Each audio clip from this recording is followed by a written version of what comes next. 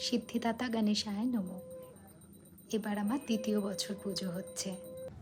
আগের বছরও খুব সুন্দর পুজো হয়েছিল।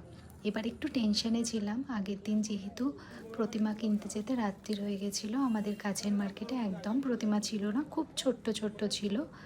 তো মনটা খারাপ হয়ে গেছিলো। তো দাদাকে ফোন করলাম, বলল কাছে পাবি না কিছু, যা যেখানে ঠাকুর তৈরি হয় ওখান থেকে নিয়ে আয়। তো খুব সুন্দর একটা প্রতিমা পেলাম, আগের বছরের থেকে বেশ বড়। পুজো খুব সুন্দরভাবে হয়েছে, ঠাকুরমশাই খুব যত্ন করেই পুজো করেছিলেন। রিককে স্কুল সেদিন পাঠায়নি, ওর ভাই বোনেদের সাথে খুব এনজয় করেছে। সবাই মিলে একসাথে খাওয়া দাওয়া করেছি,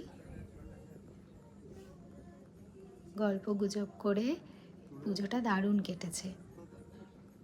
রিক একটা ছোট্ট গণেশের ছবি এঁকেছিল।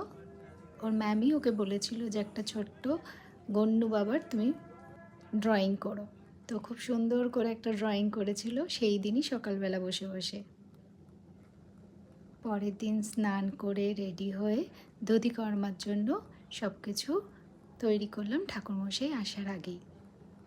ব্যাস আর কি, পরের দিনই ভাসান।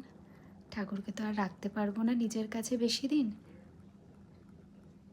তো একটু বৃষ্টি পড়ছিল, ওয়েদারটা বেশ ভালোই ছিল। তো কাছেই আমাদের গঙ্গা, তো ওখানে চলে গেলাম ঠাকুর বিসর্জন দিতে।